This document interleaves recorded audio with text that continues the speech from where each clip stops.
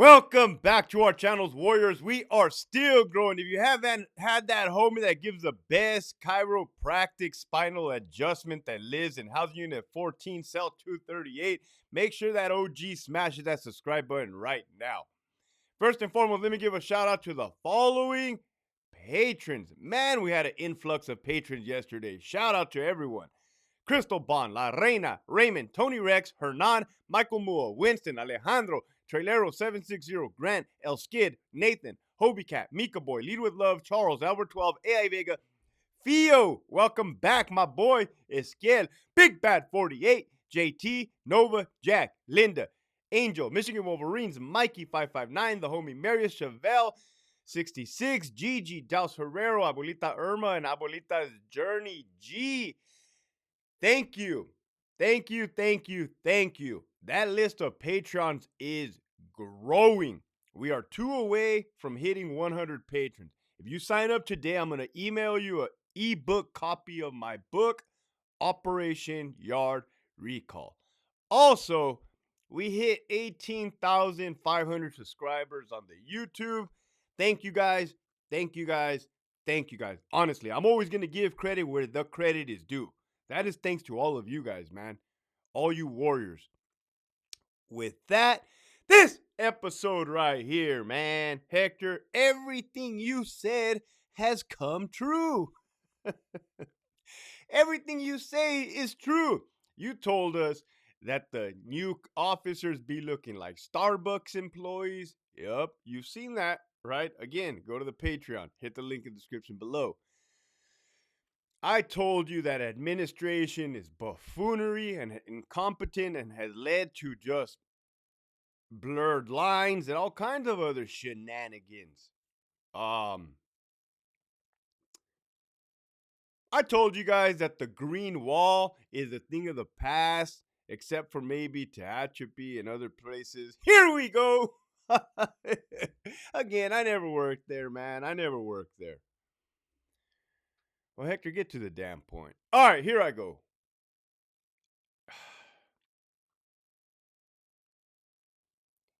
Is it frowned upon to PC up, to request protective custody? Well, yeah, Hector, boo, culeros. Hold on. Time out. Is it frowned upon to go to the other side, to throw in the towel, as they say? I'm getting somewhere with this, guys. Is it still as solid as the old days, when the old days used to be the old days? I'm going to break it down for you guys, man. There's 2 YouTube channels that are putting out content that is on point, accurate, on fire. I'm not going to do that, right? Those two YouTube channels are Paradigm Media News, the homie Boxer, and then you got Renegade Media. Okay, that information being put out there is 100% fucking facts.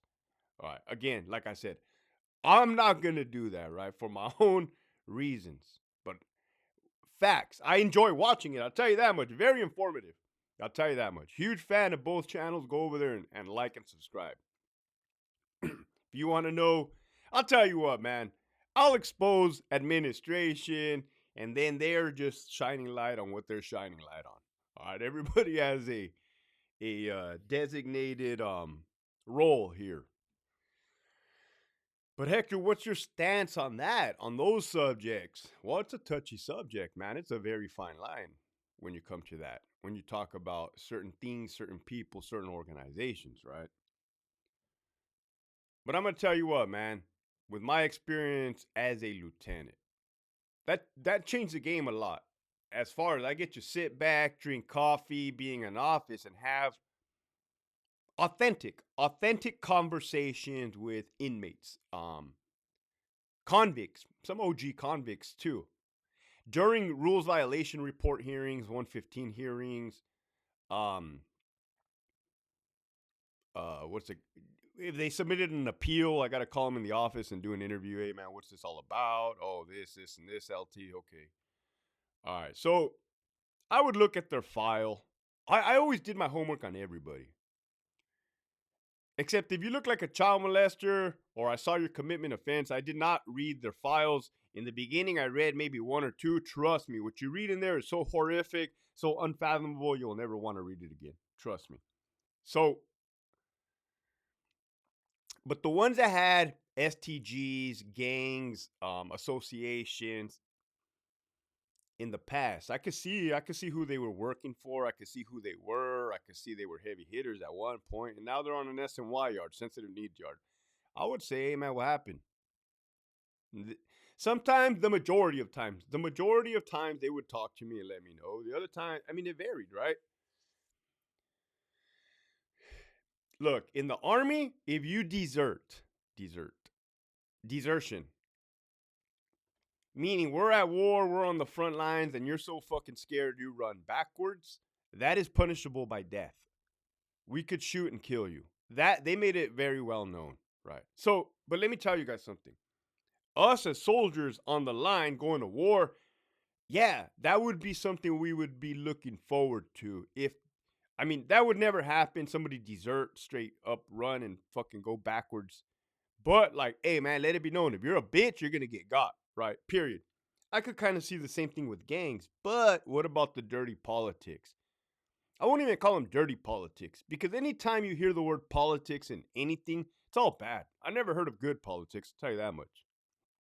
Green or blue, right? I didn't have to be on the blue side to know what the hell was going on. I had it all in front of my face on a computer, right? Near my Amazon account.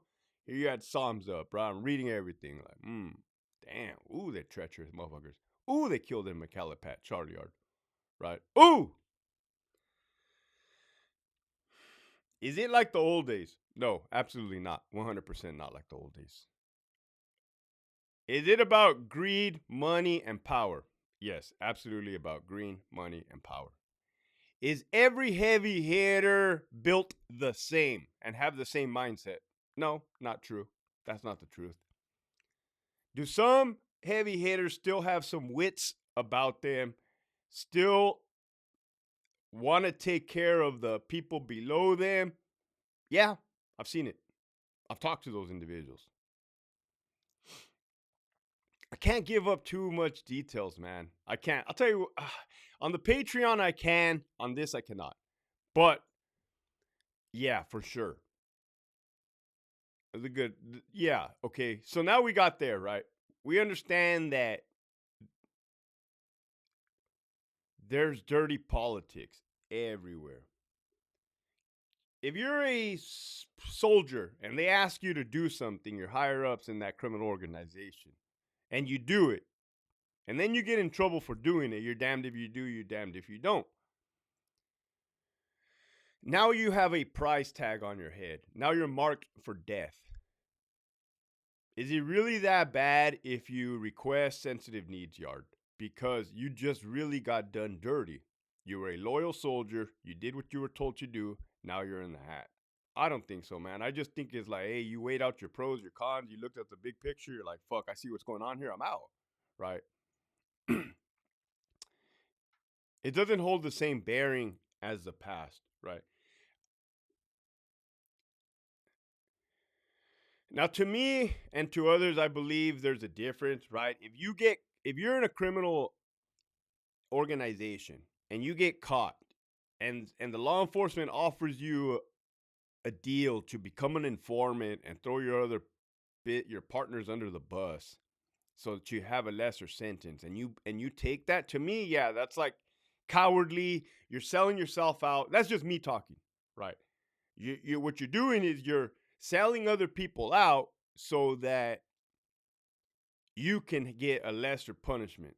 That's not how this is not what I'm talking about, because yeah, that's not cool, because hey, if you decided to be gangster and write it out all the way. That's my thought process. Well, Hector, you were a law enforcement officer. You shouldn't be talking like that.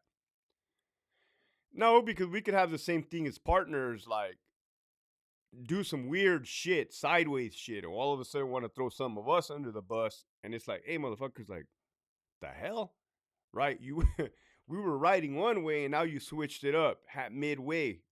That's not what I'm talking about here. I'm talking about the guys that legitimately got put in bad predicaments. There's thousands, thousands of them. Why do you think the sensitive need yards got so big? Because of that. There's a lot of YouTubers that didn't end their career on the general population. And I don't know their circumstances, but I'm not tripping because I'm like, I know how the game works, right? I see how people chime in on the comments on either my channel or their channel. Is like, oh, that dude's all bad. That dude went out sideways. That dude PC'd up. I don't pay no mind because I'm like, hey, you don't even be knowing how grimy the situations are. You don't, right? You can be a little young soldier on the streets thinking you're a somebody putting in work. You haven't even dipped your fucking toe in the big pool yet. Right? You don't know how treacherous, how grimy. On green and blue side, man, you can be a little young CO thinking you're gonna put on a badge and go get a neck fucking adjustment, right? Fuck. The fuck was that guy thinking, man? You know that's the talk of the town right now. You know that's the talk of the town. What if you were a lieutenant like me, right? Still working in the prison. And then you see a young CO get his neck adjusted on the day room. That's enough right there for me to say, I'm out of here. I'm out of here. This isn't my world anymore. I'm not ready. I'm not built for this. I don't know what's going on here, but somebody's going to get hurt extremely bad. I don't want to stick around and see this firsthand. I don't want to partake in what's about to happen.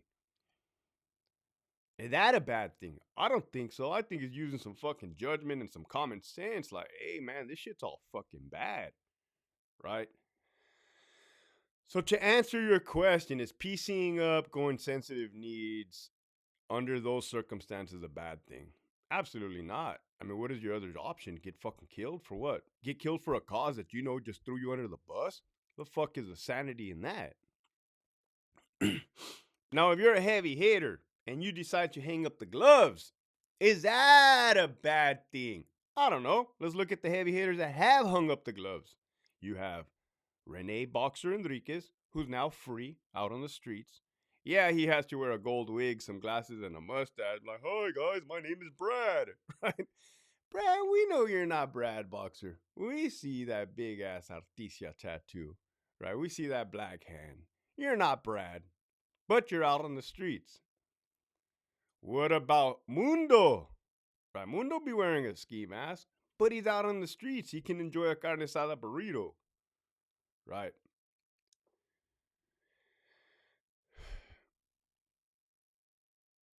Now, I don't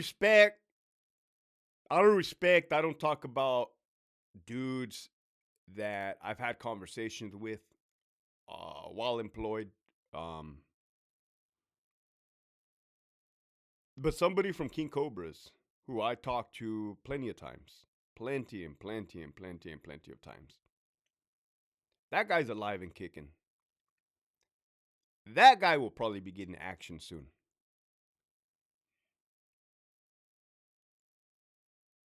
I just gave you 3. 2 that are already free, 1 that is on his way. What do you want to do? You want to play the game all the way through? You want a chance of freedom? I'll tell you what, man. Me personally, I'd rather make $15 an hour at McDonald's than, I don't know how much drugs cost, honestly, than to make, I don't know, $100 on a gram or whatever the fuck they call them.